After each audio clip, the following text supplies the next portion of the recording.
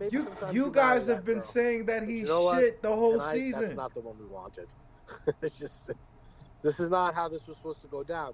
What happened here? And this is what I really need to.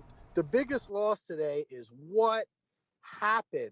Yep. This team was the 1 seed. What, 3 weeks ago?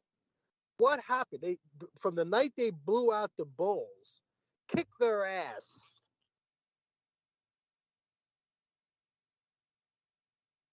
No, that's not true. What we said was he wasn't playing up to par. Yeah. And for him, for his standard, he wasn't playing well. Yeah, yeah, and the difference between and for him, it's when you have someone that's at that elite of a level, the difference between him being a top 5 player and top 25 player, which is what he was, given that he was like a more of a fringe-ish all-star guy, like you could see the drop off, and it's massive. Like think about like who's a top 5 player in the NBA, and then think of a guy who's a top 25. You're not going to think those two guys are remotely close. There's going to be a time that we look back at this trade and we're going to think Sean Marks fleeced Philly. Trust me on that. Trust me on that. You guys spent half the season talking about how much Harden fell off.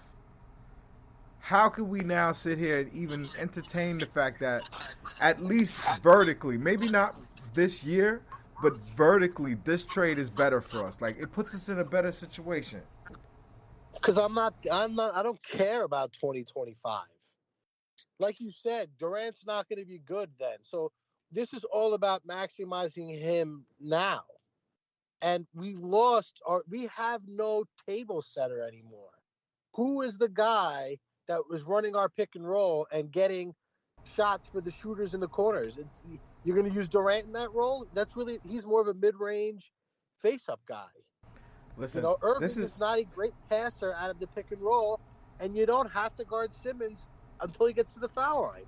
Well, he's got to be, though. Kyrie's got to step up. Yeah, and I got to be 6 foot tall, but I'm 5'8". That doesn't make it so. It's not even that it's like a horrible this is a great package if you were the Rockets last year. We got forced into a trade as a team that was the odds favorites to win the title. We got forced to trade the second leading assist guy in the NBA. Like Harden's had a bad first half of the season, but I still stick my faith with him. I go back to this because I keep seeing this ignored in Nets Twitter land. This man got played off the floor by the Hawks because they didn't guard him or they fouled him and he was too afraid to dunk the basketball. There was missing posters outside of Barclays when we played them a couple of years ago. Now, he kicked our ass. There's no doubt about it. And it's not that he's a bad player. It's just like he seems like a guy whose game is totally suited for the more up and down nature of the regular season, the early round when you have a mismatch against an opponent. But as the stakes rise and the coaching gets smarter and the attention to detail stiffens, this guy does not strike me as a guy ready to meet that moment. But Bam, how could you say that? Look, Ben Simmons doesn't decide if we win a championship or not. Okay. Kyrie Irving decides whether Kyrie Irving. Would you be happy about getting him? I'm happy because he makes the team better. In the sense that the team now can, like, we have no high percentage points type players. All of our shots are difficult shots, and we go through these periods where we're not making shots because when you shoot almost solely high difficulty shots, there are going to be periods of times where you just lull and can't score. With Ben Simmons, you get exactly the guy. If you had to pick, well, I guess Giannis kind of, for sure Giannis. Giannis is number one. But the number two guy doing what I'm about to describe, when you can't fucking score because shots aren't going down, you want the Ben Simmons type of dude who's just going to come down the lane and dunk it. who's just gonna catch and oop, who's just gonna be more athletic than the other team. We don't have anything like that. We can't finish fast breaks.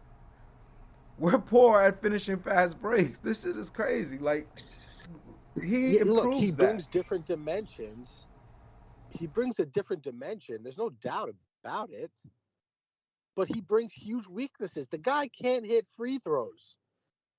That's a problem for me. I hate playing guys that can't hit. So right now we've got Claxton, Drummond, him, clunkers from the foul line that are going to be playing minutes. Who's the starting center on this team?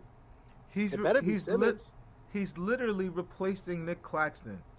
You've gone from Nick Claxton to Ben Simmons. Who's replacing Harden then? Kyrie Irving. Who's replacing Kyrie then?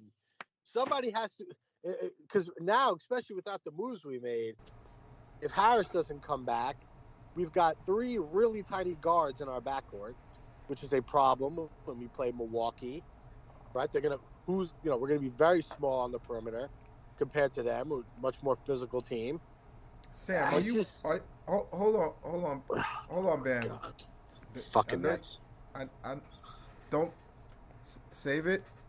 Hold on to that. All of that anger and ire. Sam, you see anything on the wire about Claxton?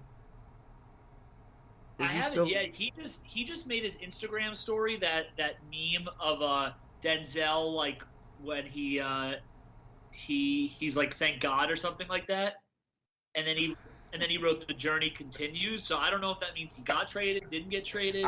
No, he was about to get traded. He was out of here. He was out of here. They just couldn't pull it off. I mean, look, this is what I think. I think I understand Bam's frustration, and I think it's completely legitimate because I think it's irritating, no doubt. I mean, there's also an element of this was an absolutely horrendous, shitty situation that was caused by a bunch of different things. That was caused by Kyrie first and foremost, which we know, and that can't be understated. And it was caused by a bunch of injuries, like an obscene amount of injuries again. And it was also caused by a player in Harden who already kind of had a wandering eye, and he was looking for a reason to basically want to leave. Because I truthfully don't believe that a guy like Harden, who Harden has the same information as everybody else, and if everyone else we have to think about this logically. Like Harden, I know Harden doesn't have an agent, but he has people that he talks to and stuff like that, and he makes calculated decisions. Harden knows just as well as we do, or Nets people do, or people in City Hall, that there's a decent chance that Kyrie Irving might be able to play home games. Harden also knows and talks to KD and knows that he's coming back. So Harden has an idea that the three of the and Harden also knows what the 3 of them together can be.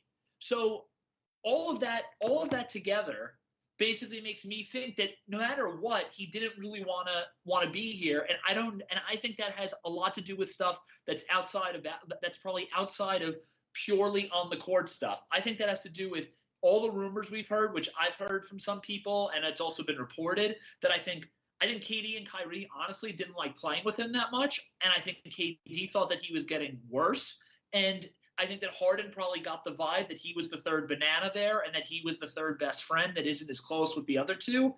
And so because of that, it just led to a situation that's totally untenable. And I have to be honest, when I view what they've done over the last couple of years, they traded, so they traded LeVert and Jared Allen and 3 picks and 4 pick swaps or whatever for Harden, right? And then and you also the Torian Prince in there also, who's whatever is meaningless.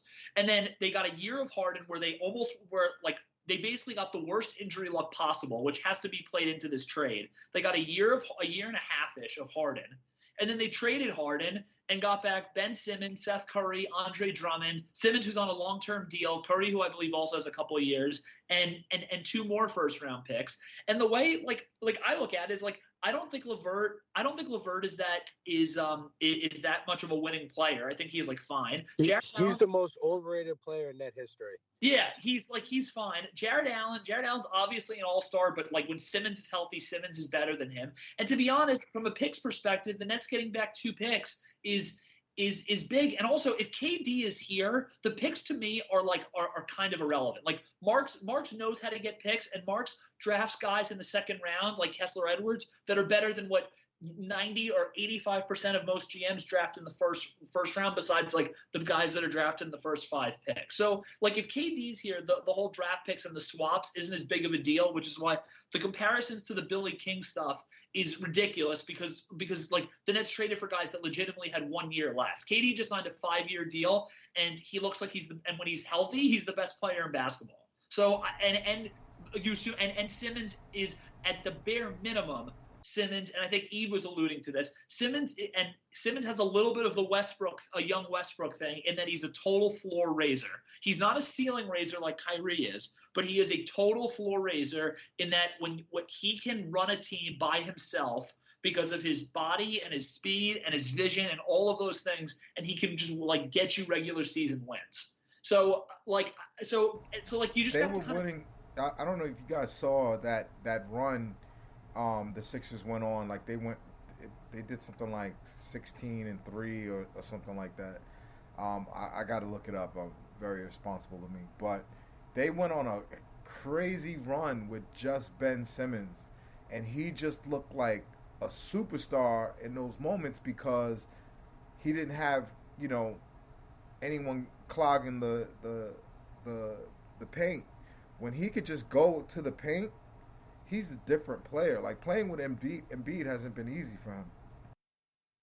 No, I mean he's been in. I mean, look, Simmons has like.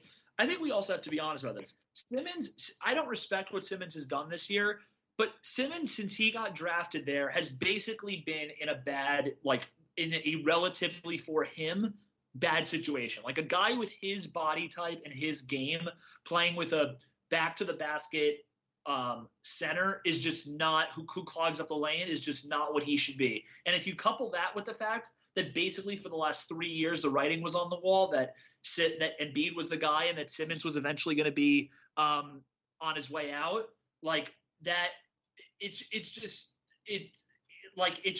don't know. I just think that the Simmons thing can basically only get better, and the guy was a multiple time All NBA defender and also has been an all NBA player and also a 3-time All-Star. So like I think him with Nash, with KD, like I mean all you got to hope, look, to Bam's point, what you have to hope is like, and this is a worry that I had. This is why I remember doing my draft thing years ago when it was between him and Ingram. The biggest knock on Simmons was like, how much does this dude actually fucking love basketball? And that's still, and the fact that that's still a question in year 5 is a concern. Like there is no doubt about it. Like that's obviously not ideal. The fact that his shot hasn't improved is absolutely obviously not ideal. But I think notwithstanding, like, I don't know.